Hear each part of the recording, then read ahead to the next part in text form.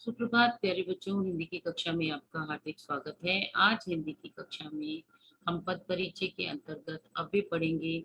अव्यय के अंतर्गत बच्चों हमारे 5 हमने आपको बताए थे अविकारी शब्द, क्रिया विशेषण, संबंध बोधक, समुच्चय बोधक, विस्मय आदि बोधक और निपात।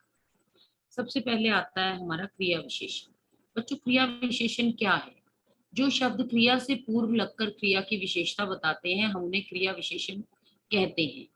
जैसे यदि मैं बात करूं कि राधा बहुत खाती है, तो खाती है यहाँ पर क्रिया है और बहुत हमें उसकी मात्रा बता रहा है कि वो कितना खाती है। तो बहुत अपनी उसने क्या बताया कि वो बहुत खाती है। ठीक है, तो बहुत से हमें उसकी क्वांटिटी पता लग रही है, मात्रा पता लग रही है, तो ये होगा हमारा परिमाणवाचक क्रिया विशेषण। राधा धीरे धीरे राम धीरे धीरे चलता है। ठीक है, चलता है, चलता है क्रिया है, उससे पहले धीरे धीरे आ रहा है। धीरे धीरे हमें मेथड बता रहा है, विधि बता रहा है कि वो कैसे चलता है, धीरे धीरे चलता है। ठीक है, सबसे पहले तो जैसे मैंने आपको क्रिया विशेषण बताया, तो क्रिया की विशेषता का बताने का कार्य कर रहा है। क्रिया को हम बोलते हैं वर्ब, ठीक है, विशेषण को हम बोलते हैं क्या, एडजेक्टिव। तो वर्ब में एडजेक्टिव ऐड हो रहा है वर्ब से पहले, ठीक है, तब वो जाकर बन रहा है मेरा एडवर्ब। तो वर्ब में ऐड हो रहा है क्या, जैसे धीरे धीरे वर्ब में ऐड हो गया, क्रिया में ऐड हुआ तो एडवर्ब बन गया। तो ये हम एडवर्ब को जो हमारा कॉन्सेप्ट है उसको पढ़ रहे हैं। ठीक है ना। तो हमारा रीतिवाचक क्या हुआ, राम धीरे धीरे चलता है। तो चलता है इज अ क्रिया, ठीक है, वर्ब। एंड बिफोर वर्ब हमारा क्या ऐड हो रहा है, धीरे धीरे, तो एडवर्ब बन गया वो। ठीक, तो अब यहाँ पर क्या है, धीरे धीरे हमें बता रहा है मेथड, विधि, कि किस मेथड से क्रिया हो रही है। ठीक है, किस मेथड से क्रिया हो रही है हमें बता रहा है। तो हमने कहा वो क्या है मेथड हमारा, कि धीरे धीरे। ठीक, अब अगर हम कह रहे हैं हमारा तीसरा जो क्रिया विशेषण है वो है स्थानवाचक। स्थान मीन्स प्लेस, जो हमें प्लेस की जानकारी देगा। और चौथा है हमारा कालवाचक, जो हमें टाइम यानी समय के विषय में बताएगा। ठीक है, राम ऊपर बैठा है। अब ऊपर हमें क्या बता रहा है, हमें प्लेस बता रहा है। ठीक है, तो हमने कहा बैठा है क्रिया और ऊपर क्या है, क्रिया विशेषण। और कौन सा क्रिया विशेषण, क्योंकि वो हमें क्या बता रहा है, प्लेस बता रहा है, स्थान बता रहा है, इसलिए स्थानवाचक क्रिया विशेषण। ठीक, अब मैं कह रही हूँ राम कल आएगा। आएगा क्रिया है, उससे पूर्व आ रहा है कल।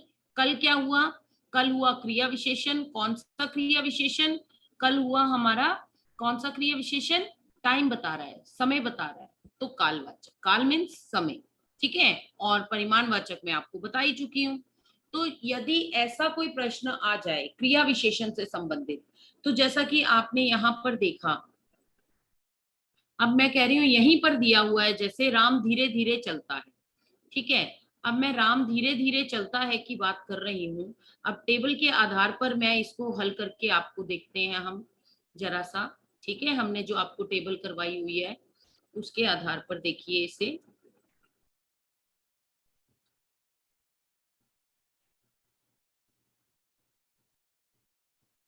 ये टेबल, ठीक है, इसमें देखिए कि अगर क्रिया विशेषण वाला कोई सेंटेंस आता है कि राम धीरे धीरे चलता है, तो मैं उसको कैसे पद परिचय में बताऊंगी। सबसे पहले तो मैं बताऊंगी ये अव्यय है। ठीक है, हो सकता है मल्टीपल चॉइस जो आपको दी जाए आंसर, उसमें ये ना लिखा हो, उसमें डायरेक्ट ही लिखा हो कि समुच्चय बोधक है या निपात है या विस्मय आदि बोधक है या संबंध बोधक है या आपका क्रिया विशेषण है, तो आप उसमें से पहला वाला ऑप्शन क्या निकालेंगे कि ये क्रिया विशेषण। क्यों, क्योंकि राम धीरे धीरे चलता है, आपने देख लिया क्रिया की विशेषता बता रहा है धीरे धीरे, धीरे धीरे को रेखांकित किया गया है, तो आपने कहा ये जो है क्रिया विशेषण है। ठीक है, फिर उसका भेद बताएंगे, रीतिवाचक क्रिया विशेषण है, तो पहले अव्यय फिर उसका भेद और उस क्रिया का उल्लेख जिसकी विशेषता बता रहा है। तो यहाँ पर क्रिया क्या थी, चलता है। चलता है क्रिया की विशेषता बता रहा है कि वो कैसे चलता है, धीरे धीरे, इसलिए वो उसकी क्या बता रहा है, धीरे धीरे उसकी विधि बता रहा है कि किस विधि से वो चलता है। तो इसलिए वो कौन सा हुआ, वो हमारा रीतिवाचक क्रिया विशेषण होगा। ठीक है बच्चों, तो ये हमारा क्रिया विशेषण हमने इस तरीके से इसको सॉल्व करना है पद परिचय में, एमसीक्यू वाले उसमें, तो इसका ध्यान रखिएगा आप बच्चों। ठीक है, तो इसका ये देखिए उदाहरण आपको दे रही हूं मैं। उदाहरण, वह अचानक दिखाई पड़ा। ठीक, तो हो सकता है क्रिया विशेषण लिखा हो वहां पर, लेकिन जब हम इसको लिखेंगे तब हम कैसे हल करेंगे, हम लिखेंगे अव्यय है, फिर हम कहेंगे क्रिया विशेषण है। अचानक दिखाई पड़ा तो क्रिया है, अचानक का क्या मतलब हुआ कि रीतिवाचक क्रिया विशेषण है। ठीक है, अब हम इसमें कह सकते हैं कि दिखाई पड़ा, किस तरीके से, किस विधि से दिखाई पड़ा अचानक, तो इसलिए ये रीतिवाचक क्रिया विशेषण है। बस अव्यय में हमें इतना ही लिखना होता है सबके लिए। ठीक है, और उसके बाद हरि और गोपाल यहाँ क्यों नहीं आए। यहाँ, यहाँ क्या बता रहा है हमें, यहाँ हमें प्लेस बता रहा है।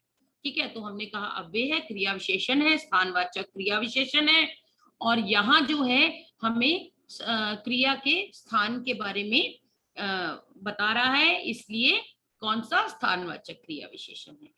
उसे बहुत भागना पड़ा, भागना पड़ा क्रिया है, कैसे भागना पड़ा, बहुत, बहुत हमें क्वांटिटी बता रहा है, परिमाणवाचक क्रिया विशेषण, तो क्रिया विशेषण अव्यय है, अव्यय में क्रिया विशेषण है, क्रिया विशेषण में परिमाणवाचक क्रिया विशेषण है।